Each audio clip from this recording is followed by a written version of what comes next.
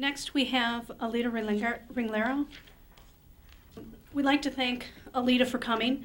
She's a curator of the Casino Arizona at Salt River since it opened in 1999.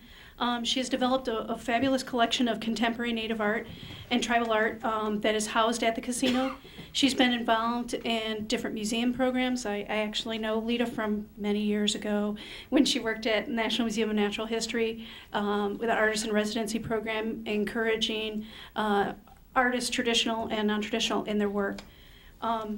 We'd like to thank Alita for coming. Thank you very much for inviting me to this occasion.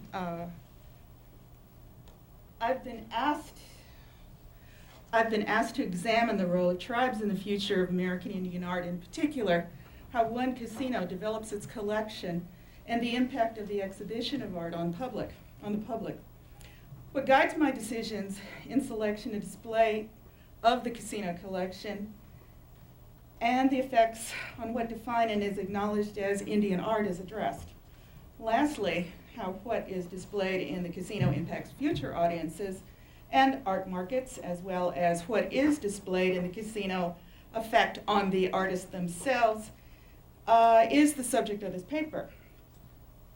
Opening in 1999, Casino Arizona at Salt River created a buzz in the Indian gaming industry.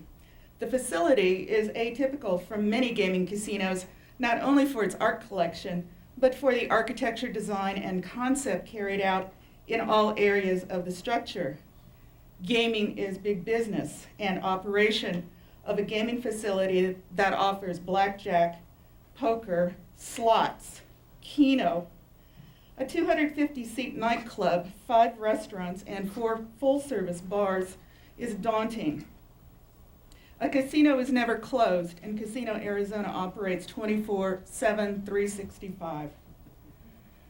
The concept behind the architecture and design for the interior space, as well as redesign of the exterior, is the work of principal architect Kip Harris of FFKR Architects, Salt Lake City.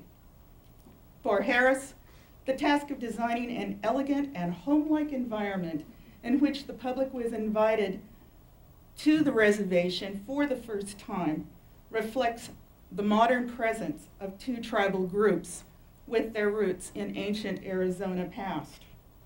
Harrison's criterion was clear, and I quote from his design statement: "The culture of the Pima and Maricopa will be presented with the dignity of museum display. It is essential for us to create an interior which can educate the clientele about the traditional values of the Pima and Maricopa people," unquote. Interior space would reflect a new aesthetic toward casino design founded on the ideas voiced by the community through a long-range planning document known simply as the Vision Statement, a guide for all future reservation construction of tribal facilities, and developed in conjunction with Taliesin West, the Frank Lloyd Wright School north of the reservation. It pointed out 2 main concepts the community wanted to recognize. The first, that buildings should acknowledge temporal passage in nature, and the second, buildings should incorporate the primary elements of light, air, water, and earth in its design. To that end, Casino Arizona breaks with traditional structures for casinos. This is a structure where glass is a primary feature of its design, and walls are made to fold back to permit access to exterior public areas, to allow fresh air to circulate, and when appropriate, to allow you to enjoy looking at some exceptional works of art. From the skylights overhead, natural light is allowed to enter the building, and daylight can be marked as a passage of time. This is the exterior patio area of the Arizona Room, and it's an installation shot of Gregory Lomayeva's symbols, which we installed in February of last year.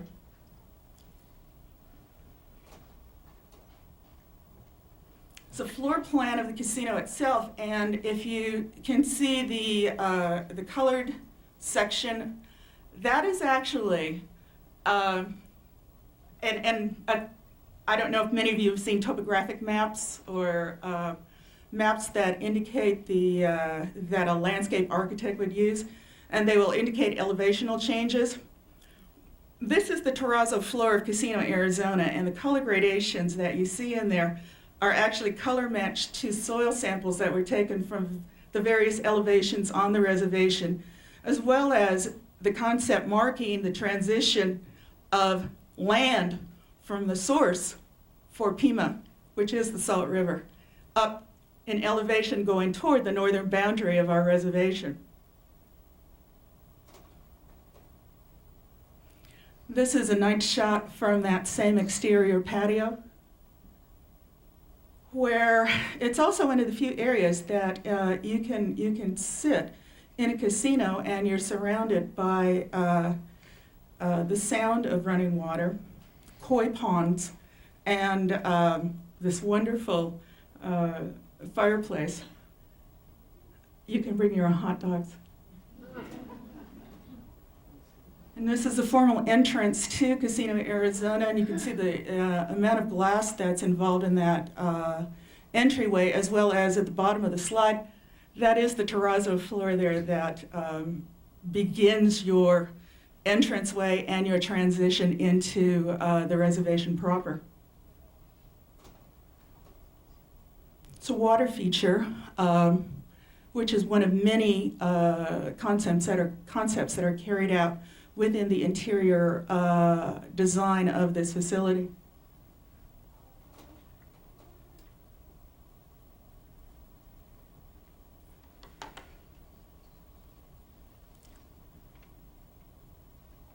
Water is a second feature represented in physical and symbolic motifs and sculptural features in and outside the building. And the concept extends to the casino logo, which Kit Paris describes. The design concepts of Maricopa pottery and Pima basketry, in combination with the ancient patterns of the O'Com, provide insight as well as graphic motifs for Casino, Arizona at Salt River. The river people symbol sets a tone for representing the contemporary Pima and Maricopa people to the casino patron. Our challenge now lies in selecting appropriate materials from the abundance of options. We must also use them in a manner that expresses respect for the heritage, for the past heritage, present intentions, and hope for the future of the community. I am curator of art with the responsibility of developing an investment collection of contemporary and historic Indian art exhibited throughout the public and private areas of the casino. This is a for-profit enterprise operated by the Salt River Pima Maricopa Indian community in Scottsdale. The collection presently numbers around 160 two- and three-dimensional works of many significant and important Indian artists of the last half of the 20th century. It is a collection dominant in works of abstraction. The collection support for non-representational work grounded in Greenbergian formalism and defined as abstract expressionism rendered the attention to treatment of painting's formal elements, line, surface, gesture, color, and revealed through the hand of the artist at the level of the canvas. At first, this seems an odd choice for a collection of American Indian art.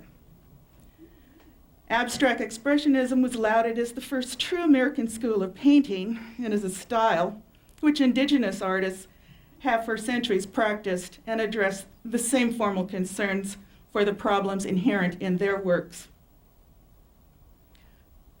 Unfortunately, today, those same works continue to be regarded as secondary in the canon of art history. This is Dan Naminga, Reservation Horizon number 1. The collection draws attention to abstraction in placement and selection of work displayed. It has become my curatorial mission. Indian art of the ancient past, modern era, contemporary, and experimental media today have their foundations in concepts of abstraction. Collection emphasis. was a decision to support the style I believe is the source of indigenous artistic forms and is reflected in the choice of works, which I expect to reflect unique, significant, and important demonstrations of creative excellence as the norm. Emmy Whitehorse, Autumn Rust number 4. This is one of a 4-part group by Joe Moctama titled 4 Seasons.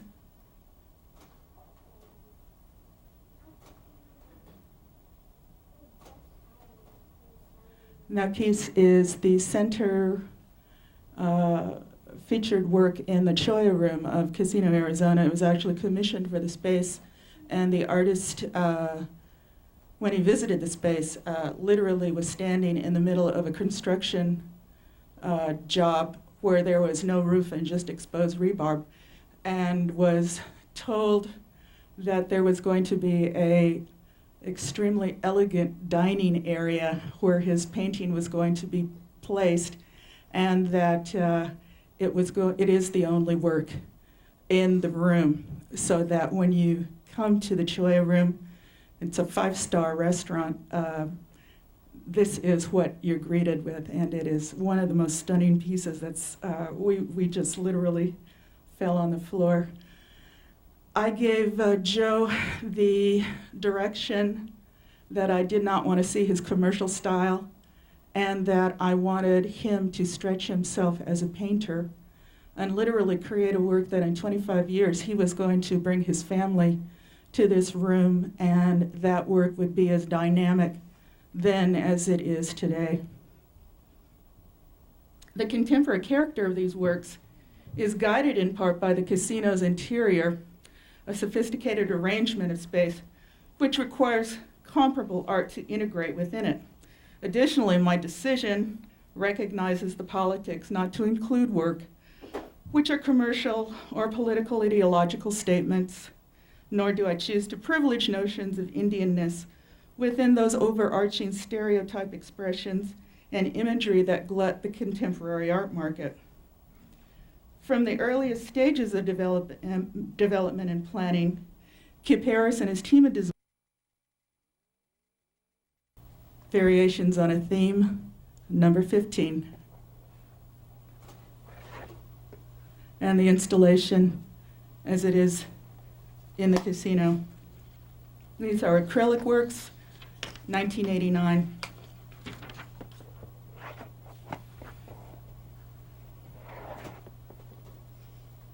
Gregory Lomayeseva's site-specific installation, Symbols, which measures 10 feet by 80 feet.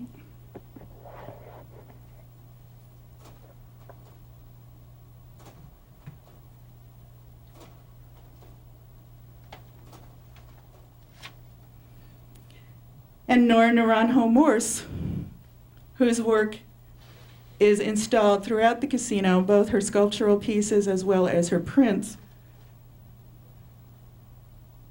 I did not have an image of her bronze work, which sits in a niche, but around the corner from that bronze are these two called Butterfly People.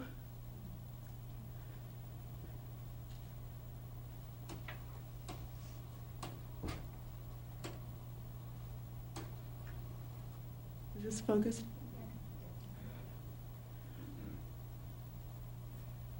Tiffany glass cases provide areas to showcase smaller treasures in gold by Dwayne Moctama.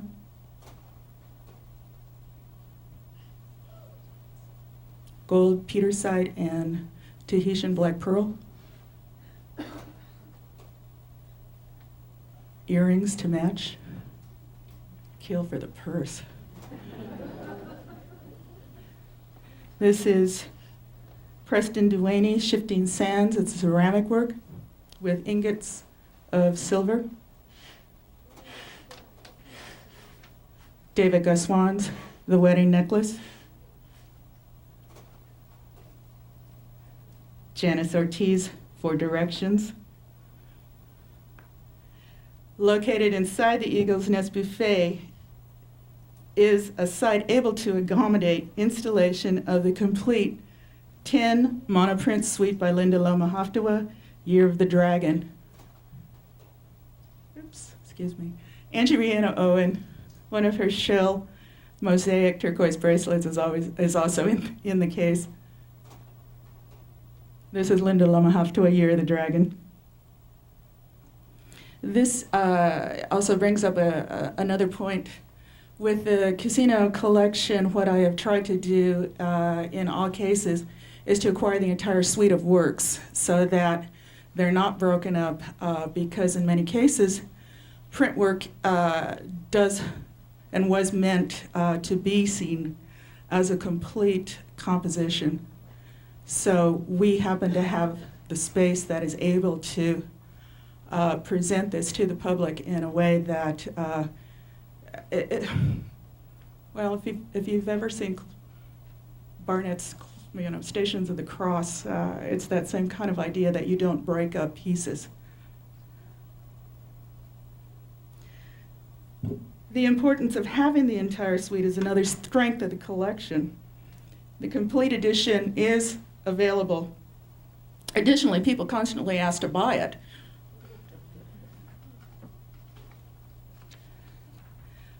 Other areas display floor-to-ceiling cases that contain representative groupings of historic Pima baskets and Maricopa pottery. This is the exterior area of the Choya room. Before we installed this is how the cases are integrated within the architectural design of this casino. The area to the, my left, your right, is art glass that has been commissioned for that wall, which separates the Choya room from the body of the casino, and was created literally to reflect the concept of falling water. And in this particular case, we have installed Vanessa Jennings' Southern Woman's Honoring Dress, as well as a regalia piece. It's one of the Pima basket collections. Initially, when the casino opened up, the casino board did not want me to install baskets, which they felt was inappropriate in a casino setting, and I frankly said, you're out of your minds. You cannot represent yourselves without representing what you are known for in the world, which is Pima baskets.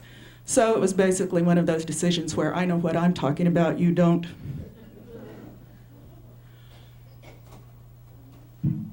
This is Vanessa Jennings' men's war shirt, leggings, moccasins. Vanessa Jennings is one of 2 Pima artists honored with the designation of Living Treasure, which means that the National Endowment for the Arts has found that their contributions to the cultural heritage of the United States is integral to our history and ourselves as a nation. The second Pima who is so honored is my father, Mervyn Ringlero, a saddle maker, and is represented by not this custom Western saddle, which is mine, but I simply don't have a slide of the saddle that we do have in the collection, which is Richard Boone's, the actor Richard Boone's Rose Parade saddle, commissioned in 1965 when he was the Grand Marshal. However, this will give you an idea of the kind of work my dad does. In these artists, the display draws attention to the community who are unaware that 2 tribal members were so honored on a statewide and national basis. And in the case of my father, art by Indians is not exclusively baskets, pottery, jewelry, and weaving. Saddles are the kind of object that expand public awareness to the breadth of art produced historically by Indians. Dad's work is in collections of Autry Museum, Museum of the American Cowboy, Cowboy Hall of Fame, Stuntman Hall of Fame, and the infamous Rex Allen Museum in Benson, Arizona. Casino Arizona's display of art is a museum experience. Works are identified with labels that conform to art museum format, listing only the artist's name, tribe, title of the work, date, and materials.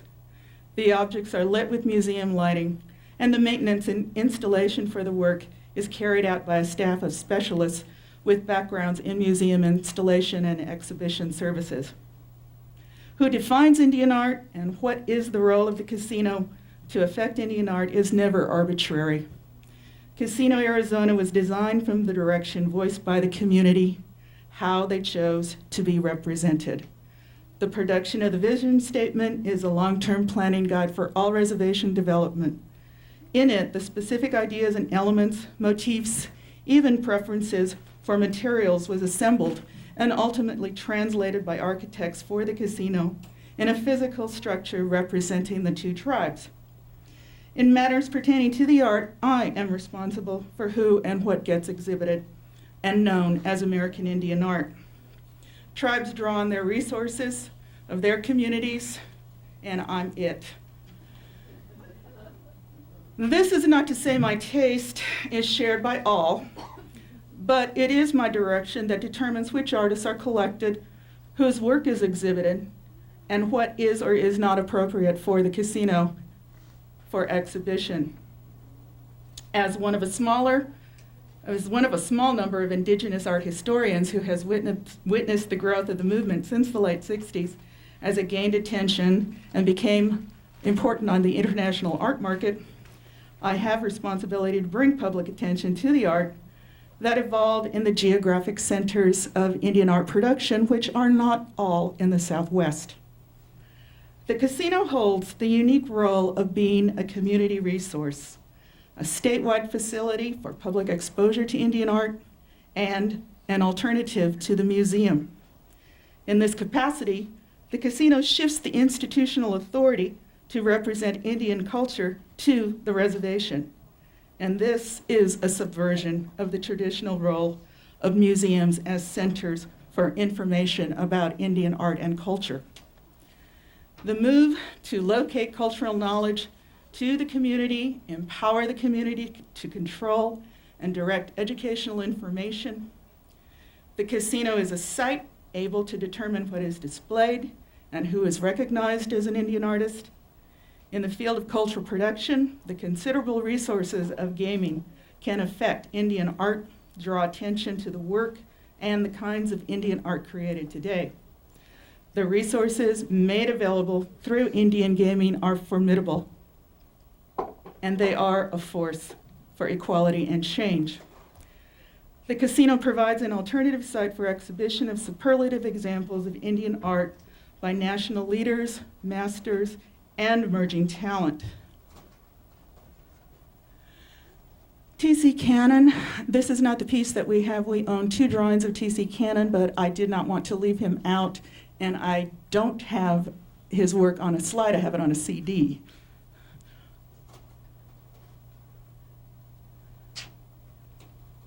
This is Victor Maespa, titled Gambling. It is also one of the sub-collections within the collection that I have developed, which is work that addresses the topic of gaming. This is a digital photo image.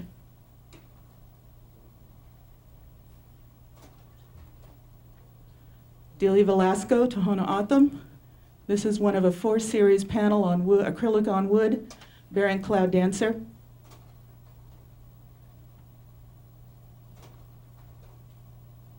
Gregory Lomayeva's, one of his commercial deer masks. With the ability to draw new audiences, casino visitors may examine the work, which may challenge their notions about Indian art, and for first-time observers, the casino provides an unexpected site to engage culture in familiar, relaxed, and a non-institutional setting. Casino Arizona's shift of power to affect audiences by exposure to Indian art through the collection is the power of a community to determine who and what and how it is represented. Patronage by Indian collectors of native art is a new dynamic to the art market. Contemporary Indian art remains problematical because perceptions endure of a pure and singular homogeneous perspective. Expectations for the future of Indian art is to remain sufficiently primitive to validate classification as ethnic and other. The future of native art is through the economic force of Indian gaming. The role of tribal leadership is to educate themselves about Indian art and the larger role of art in society. The impact of the global economy is the reality of the indigenous art market. No longer do artists create in two worlds. The world has become smaller, but access to it is enormous. Multinational global economy is where we are involved today. And the side of cultural production, as Pierre Bourdieu points out, becomes the challenge for Indian players in the game. Thank you.